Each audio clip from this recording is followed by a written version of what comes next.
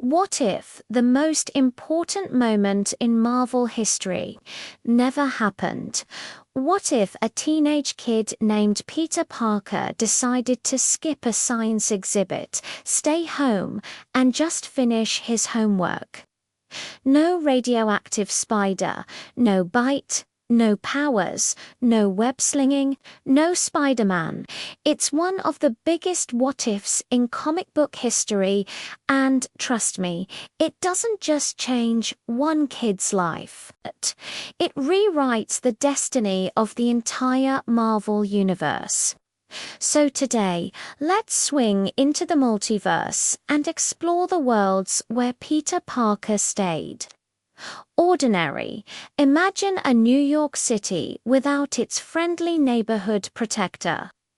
In one timeline, Peter never goes to that fateful science demonstration. He's just a regular high school student, brilliant but shy, dreaming of a future working at a place like Oswald. He's got his head buried in textbooks, completely unaware of the destiny he just dodged. But the world doesn't stop just because Peter Parker isn't part of the action. Villains still rise, chaos still erupts, and when Norman Osborn puts on a certain green mask and takes to the skies on a glider, there's no wisecracking hero in red and blue to stand in his way. The Green Goblin isn't a menace. He's a conqueror. He seizes control of the city's criminal underworld and then its corporations. The Daily Bugle, instead of branding him a villain, might even hail him as a visionary leader, a man bringing order through strength. And where's Peter in all this? He's on the sidelines, a freelance photographer for that very same newspaper, capturing the chaos through his camera lens. He watches from a distance as established heroes like Iron Man and Captain America swoop in to clean up the aftermath of battles he was never strong enough to fight. He documents their victories, their struggles, but he's never a part of them. He's just an observer, haunted by a quiet, nagging feeling. A feeling that he could have been more, a deep, unshakable wonder. What if that what if would eat at him, a constant reminder of a path not taken, a potential he could never unlock? He'd live a good life, a normal life, but it would always be a life lived in the shadow of giants. Now, let's twist the dial a bit. The spider still bites someone at that science exhibit. It just isn't Peter. The radioactive arachnid scuttles away and finds a different host. What happens then? Well, it all depends on who gets that fateful bite. Let's say it's Flash Thompson, Peter's high school bully. Suddenly, this arrogant jock has the proportional strength and speed of a spider. He wouldn't be Spider-Man. He'd be a celebrity. He'd use his powers for fame, for fortune, for showing off. He'd get endorsement deals, a reality TV show, maybe even a line of action figures. He'd live the high life. But that core lesson, the one forged in tragedy, with great power comes great responsibility. Flash would never learn it. Not in time, anyway. When a certain burglar runs past him, Flash wouldn't bother to stop him. Why should he? It's not his problem. And because of that selfish choice, Uncle Ben still dies. By the time the weight of that inaction crushes him, by the time he realizes what his powers were truly for, the damage is done. He might try to be a hero, but he'd be haunted by the failure that defined him from the very start. He'd never be the hero Peter was because he lacked the heart. Or what if the spider bit someone closer to Peter? Someone like Gwen Stacy.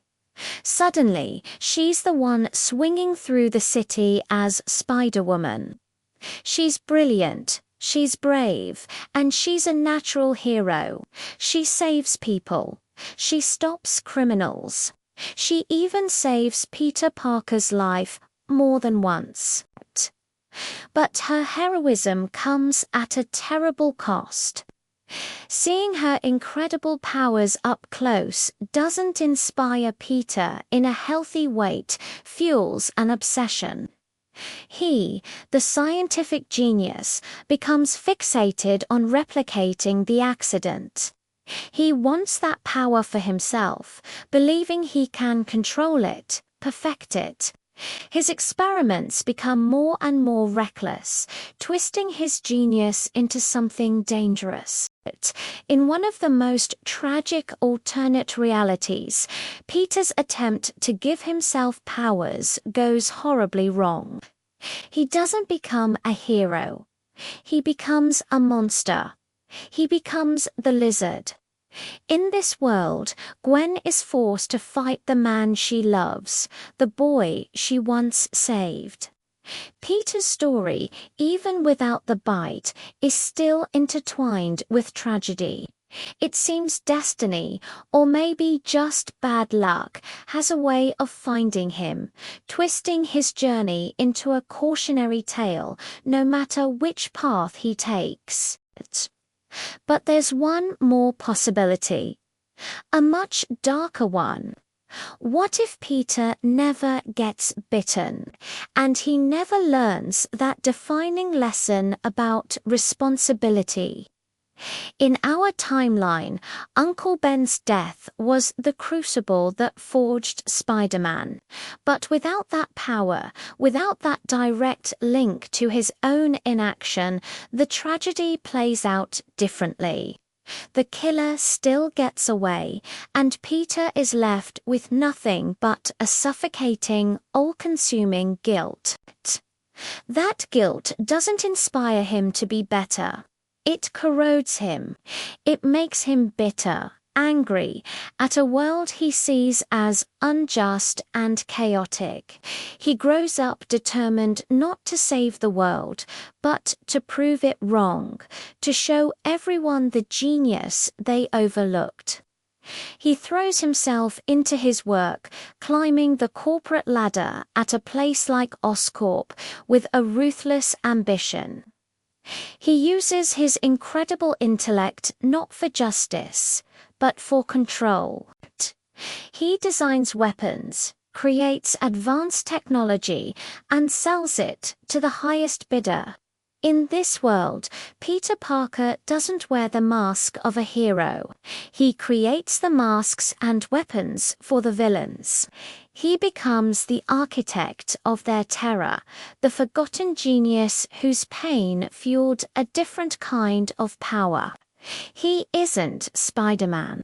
He's the man who armed his enemies, a dark reflection of the hero he could have been. And yet, across every single one of these divergent timelines, through all the pain, the tragedy, and the what-ifs, one thing remains constant: Peter Parker's heart.